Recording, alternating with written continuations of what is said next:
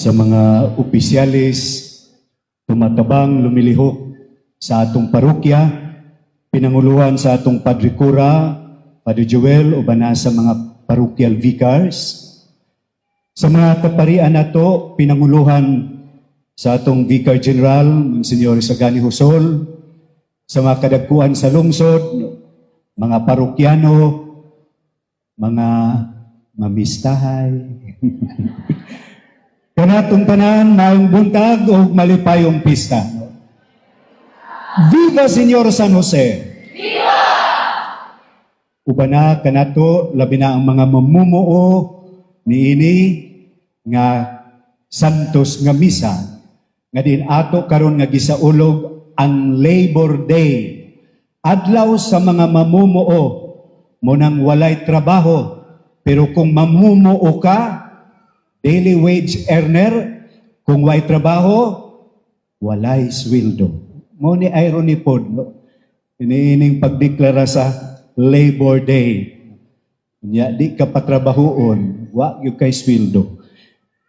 Mga igsoon ko diha ni Kristo, ato karong gisaulog ang kapistahan ni San Jose. Nga kung atong lantawon, diha na sa mga pulong ba o silulab, mahitungod ni San Jose, diha sa mga pagbasa, lisod ug dili nato makit-an, di nato madungog. Kay si San Jose, he's more of a man of action than a man of kanang gitawag natong pulong. Dini gipakita kanato niining maong buhat, niining maong kapistahan, labi na diha sa atong pagsaulog niining Labor Day, paghinumdom sa mga mamumuo. Nga una, nga ang dignidad sa tao wala makabase diha sa iyang sweldo. Ang dignidad sa tao nagagikan kay kita gihimo sa Ginoo. Tinuod ang dakong sweldo, makahatag ka natong kalipay. Kinsa pwede lipay ng dakong sweldo? Pero kanang gitawag natong pagtagag sa tao, dili unta tungod kay dako sa sweldo. Ug dili pud unta tungod kay dako siya nga kantidad nga ikatampo. Pero labaw sa tanan kay siya gihimo sa Ginoo. Ug mao kani ang pahinumdom kanato sa unang basahon sa Henesis, nga gikutlo gikan sa basahon sa Henesis.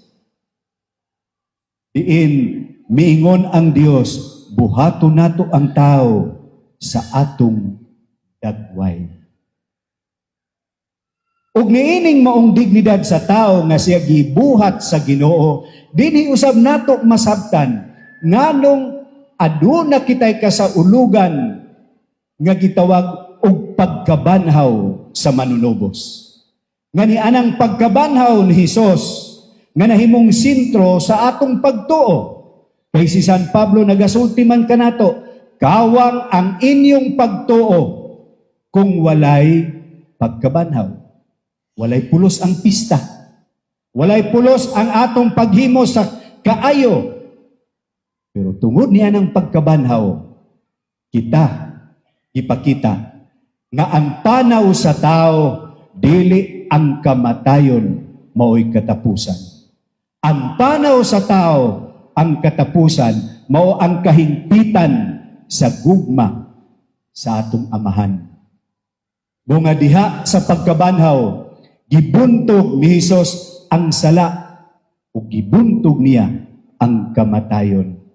Munang giingon ako nga diha sa atong panaw sa kinabuhi, labi na diha sa gitawag natong pag-amping sa atong lawas ug panglawas. There is the part of our body that we indulge with much attention. Nga kanunay na natong giatiman nga bahin sa lawas. Unsa man ang abahin sa lawas, kanang atong dagway, atong nawong. Nga kung mulantaw sa tasat samin, mogi una natong lantaw, no? Kay gamay ra po natong samin. Nawong. Mulantaw ta sa picture, ang atong dagway, may atong pangitaon, no? So munang, atong giampingan ang maong dagway, atong gipahamisan, atong gikagisan, atong gipasinawan, gikuluran, gipagwapuhan, gipagwapahan, pero sa katapusan, kinsay magpagwapo nato gani? Punirari-yari. Pero dili day kana ang katapusan. Mo gani, nga diha sa pagbuhat sa Dios, sa tao, bisan tuod gikan siya sa abog. Yes, we came from dust, but we belong to God. Gikan tuod kita sa abog, pero iya kita sa Ginoo.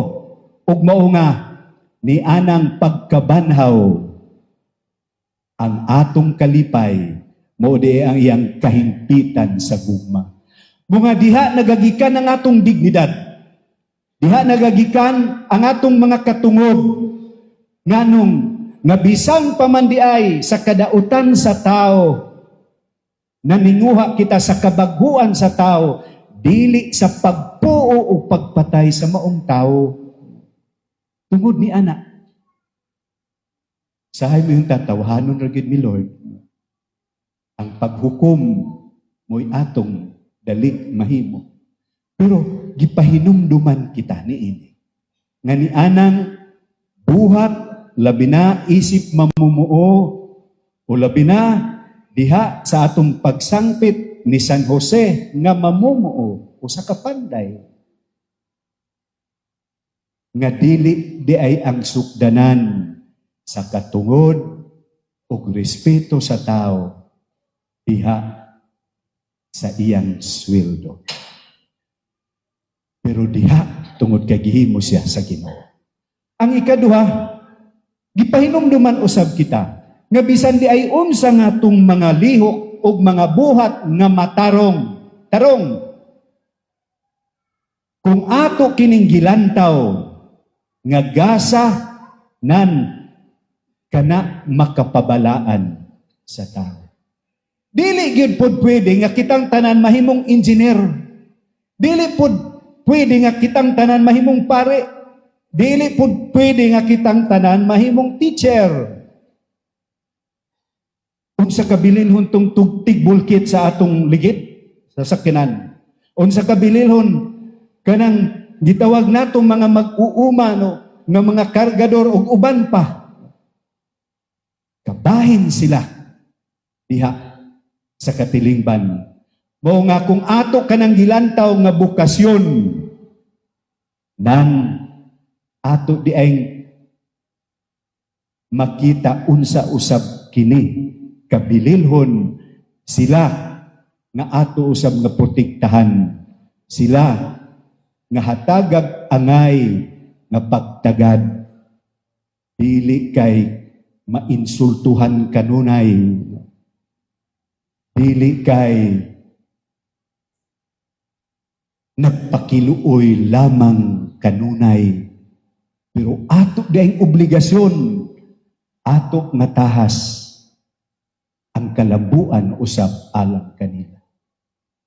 Mga igsoon ko diha ni Kristo, usa kada pong hagit alang kanato karon, kining gitawag nga mga tabang sa gobyerno. Ika na sa mga ayuda, AX, unsa pa na? Oh. Samtang kita miyunta nalipay, kay lagi tabang. Tabang sa mga angay nga tabangonon. Pero makabantay ba kita nga sa paghatag ni ana? Usahay makapangutana kita. Unsa ba ni ihatag? Uban sa pagrespeto sa atong dignidad o gihatag kay kita ubos og dignidad. Unang uban dunay gipangpost nga grabe ang kainit sa ilang mga pagpila, no? Kanang mga inana nga reklamo nganong dili makahimo og sistema ang DSWD niini nga moy angay unta nga mga ahensya nga mutabang dili kay sa ngalan sa mga tao nga anaan na munuan. Muusa kini sa atong paglantaw sa dignidad sa tao nga bisan di ay kanang atong gitabangan wala nagpasabot nga ubos siya kanato. Pero diha sa atong pagtabang, nahimong obligasyon alang kanato nga mga sumusunod ni Kristo.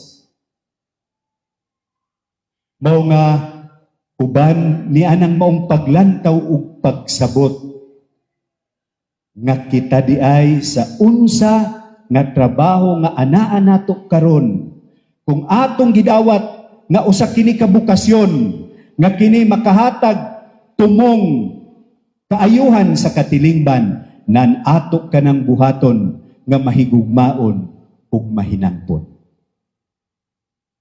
Usa ni ining pagsaulog nato sa kapistahan ni San Jose nga mamumuo, mutubo unta ang ato usab nga pagsabot og paglantaw ug pagrespeto sa usag-usa sa iyang katungod sa iyang dignidad, isip anak sa Dios, isip binuhat sa Dios, ug mudala kanato nga sa tanan natong mga maayong buhat ug lihok, bisan pa man walay makakita, walay makadaig, walay makapos, dili mahimong viral, pero kung atong gihimo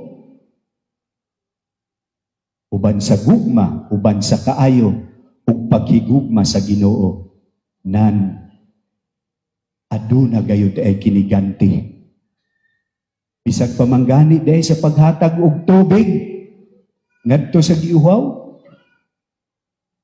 Busa uban sa pagampo ni San Jose, mutubo, mulambo unta kita sa atong pagtuo ug mahimo usab kita nga mga timailhan sa paglaom niining tuig sa Hubilyo labi na ngadto sa mga nawad-an sa paglaom.